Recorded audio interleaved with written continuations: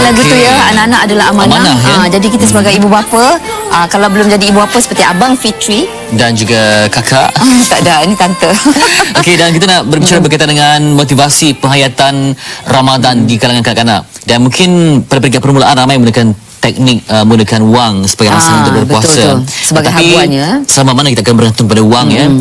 Dan kita harus juga mungkin ada satu instrumen lain yang boleh diharapkan dapat untuk membantu memberikan penghayatan yang total kepada anak-anak. Sebab ada juga kita perhatikan masa kecil begitu dijaga bapa, ya. Tapi bila dah masuk ke alam remaja, kanak-kanak ataupun remaja lebih tinggi usianya, dah pun terancam dengan kawan-kawan yang puasa buat apa. Jadi tergugat dia punya pendidikan tu. Dan kita akan bersama dengan perunding keibu-bapaan Cik Zaid Muhammad. Okey, kita nak bercakap mengenai penghayatan Ramadan di kalangan kanak-kanak. Okey, Cik Zaid, apakah betul setiap anak-anak, kalau kita misal katalah ada 5 orang anak, mungkin pendekatannya berbeza, tak mestinya satu pendekatan untuk semua 5 sesuai?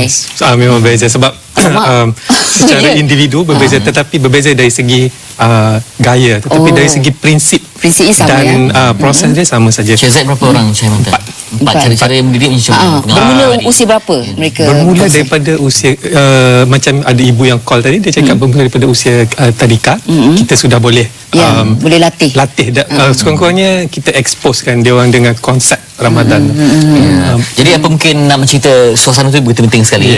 Ya, mungkin kalau cabarannya mungkin kawasan perjalanan yang tidak ada Muslim, ya. Jadi tidak ada suasana itu terbangkit. Apa yang dilakukan? Okey. Bagi saya, kalau kita nak memotivasi anak-anak ni, kita jangan harap kepada suruhan saja. Suruhan kita mungkin dia buat, tetapi bagi saya apa yang lebih penting ialah kesedaran dia dari dalam. Motivasi dia sendiri dari dalam. Jadi kita selalu kita berkomunikasi dengan kanak-kanak, kita gunakan bahasa yang ataupun cerita yang dia faham. Gunakan analogi. Saya tahu sebab kanak-kanak memang suka dengan cerita. Jadi cerita-cerita macam mana agaknya yang patut kita ceritakan pada anak kita? Kanak-kanak suka cerita-cerita adventure, superhero ataupun fantasi. Jadi saya selalu gunakan konsep macam ni. Kita bagi tahu ke anak-anak, kita akan menempuh satu adventure, real life adventure selama 30 hari, di mana satu keluarga kita akan pergi ke sebuah camp, kita kata. Saya panggil camp ni camp khidmat kerohanian dan keperkasaan jiwa, something like that lah. So kita buatkan sesuatu benda yang menarik. Jadi bila dia dengar pun kita nak pergi jadi daripada situ kita sudah ubah minda dia daripada fokus kepada kesukaran, lapar dan dahaga, terus kita fokus minda dia kepada yang positif, iaitu ini satu peluang untuk kita memperkuatkan diri kita.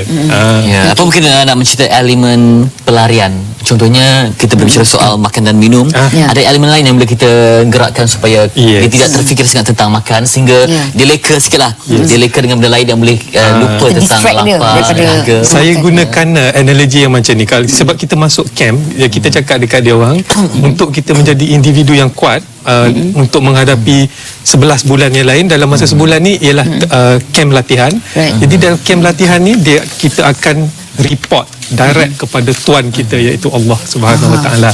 Kita ada direct connection. Kita cakap dengan anak-anak. Jadi di masa ini ibarat membasuh baju. Saya cakap kat mereka, kita ibarat membasuh baju. Bila baju kita pakai satu hari, mestilah ada kotor-kotor kan. Jadi macam mana kita nak hilangkan kotor itu? Ialah kita perlu menyental baju tersebut. Kalau kita tengok aksi menyental tu, kalau kita tengok secara kecil, kita nampak macam kasar kita buat dekat baju tu kan. Kesian baju tu kena sental. Tapi sebenarnya bila kita tengok secara total, hasilnya hasilnya baju tu akan bersih. Sama dengan diri kita juga. Kita cakap dekat anak-anak, bukan Tuhan ni hendak menyeksa kita menahan lapar dan dahaga, tetapi sebenarnya dia hendak menyental kita supaya kita keluar daripada bulan ni bersih sebagai dilahirkan semula. Sebab kalau kita nak cakap di bulan Ramadan Al-Mubarak ni kita kena sucikan diri, kita tak faham macam apanya suci macam mana. Jadi kita bagi analogi macam tu, cuci dari segi bagi bersih. Saya gunakan dua lah. Dari segi fizikal, kita sucikan badan kita daripada toksik dan sebagainya.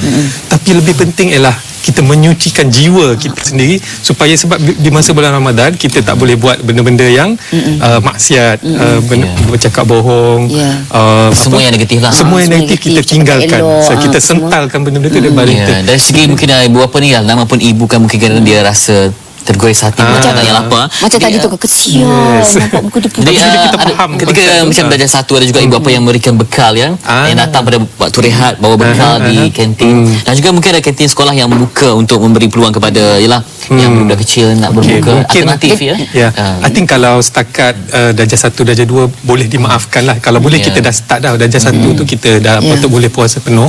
Jadi latihan cara dia macam kita sebut tadi lah, buat sikit-sikit sebab kanak-kanak ni dia shock juga kalau satu hari terus puasa. Sebab saya ada dengar cerita ada juga ibu yang sangat sayang kepada anaknya. Jadi anak tu dia kata mama saya nak puasa. Kata adik kuat ke dia nak puasa? Adik nak cuba. Okey, adik tu cubalah, anak tu cuba. Lepas tu dalam pukul 3 mak tanya, tahan lagi tak? Padahal budak tu tak cakap apa-apa pun. Jadi sebab itulah kita sebagai ibu bapa pun kita mainkan peranan kan. Betul. Kita itu sayang tak bertempat lah mungkin betul. Kalau kita sayang mereka, kita perlu latih mereka agar sebab itu dari segi latihan ni saya rasa penting kita buat. Sebab bila kita faham yang anak-anak tu bukannya menghadapi lapar dan dahaga, tapi sebenarnya kita melatih mereka supaya menjadi insan yang kuat. Dululah kalau zaman saya lah dulu kan, antara penjelasannya bila kita tanya kenapa kita kena puasa, penjelasan dia kan Fitri, antaranya ialah sebab kita kena rasa macam mana orang susah tak makanan.